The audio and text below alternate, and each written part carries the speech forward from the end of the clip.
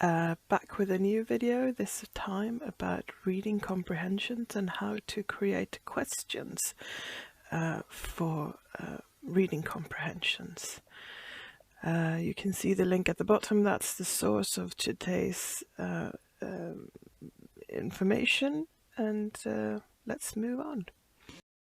So what I'd like you to do is to ask 3 types of questions.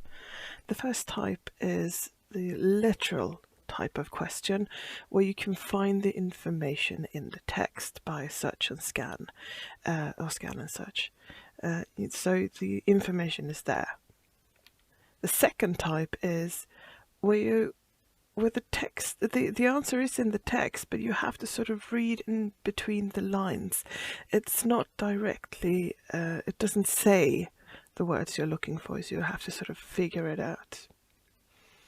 The third type of question is evaluative, and here you're talking about the text or the source of what you're working on. So what did you think of it? And these, both number 2 and number 3, will be discussion and thinking questions. So number 1 and number 2 concerns the content of the source. So what happens in the text? So who is in it? What are they doing? What are they saying? All of that is the content. Number 1 and 2. Number 3 are more about the source. So what did you think of the source? What did you think of what it looked like and all of that? So we're going to base today's example questions on the 3 little pigs, and we'll have to assume you've finished reading or watching the 3 little pigs. You can see the Disney version here below. If you haven't read the 3 little pigs, I would suggest you go do that now. Pause the video and read. Otherwise, just go along with what I'm saying right now. So the first type is the key literal question, so you can find the information in a text. So, for example, how many pigs are in the story? Name all 3 types of houses that the pigs lived in. What did the wolf say just before he tried to open the pigs' houses? Those are all information you can find in the source, in the text or in the video, whatever you're working on. Key inferential questions then are, as I said before, you have to read in between the lines because you won't find the exact answer in the text. So describe the 3 pigs' attitude towards the wolf. It's not you won't find in the text that the pigs thought this about the wolf or that about the wolf. You'll have to sort of figure it out through their actions and what they say.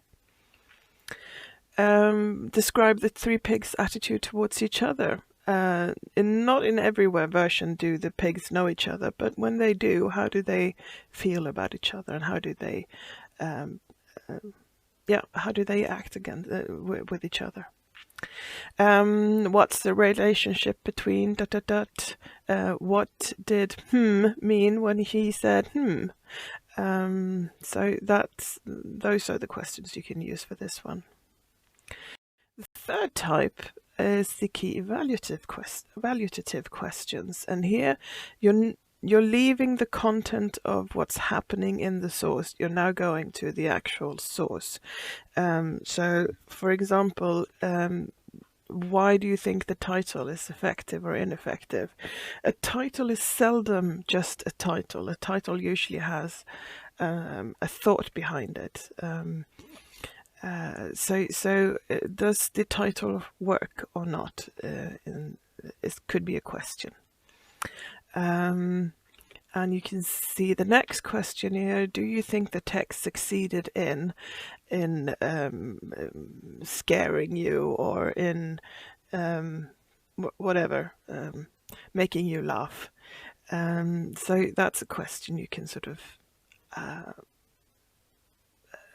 ask. Was the ending effective? Have a look at the ending, and how could the author further character development? So how the characters, could they have been different Now, it's difficult to talk about this when we're talking about a fairy tale, because one of the criterias for a fairy tale is that we have very stereotypical characters that are just one thing, very one-dimensional. In a fairy tale, you probably can't develop the characters, but if you're reading another kind of book or watching a film, this might be a valid question. The setting is sort of the time and the place the story takes place. So is it effectively established? Can we figure out from what we're seeing and watching and reading where we are, when we are? Yeah. So these 6 questions are questions that lead you to deeper answers. A why question and a how question, who, where, what, and when. These questions are much better at leading to discussions and thinking answers than a yes or no question. If we go back to the previous page, you'll see that there are questions that start with, is the ending effective? It doesn't really... that's yes. Is the ending effective? Yes. Okay. How then?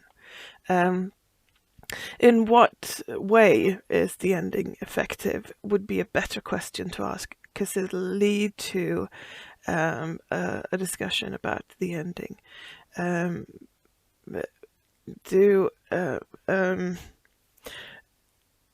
How could the setting be better? It's also better than, is it an effective setting? Because that will lead to a yes or no, unless you add a question like why not, or how, or what, or whatever. The discussion will end with yes or no. So make sure that these are the types of questions you ask. Why, how, what, who, when, and where. And I'm just going to leave this up here for a little bit. So these questions are the last things you take with you. So thank you for listening today. Bye.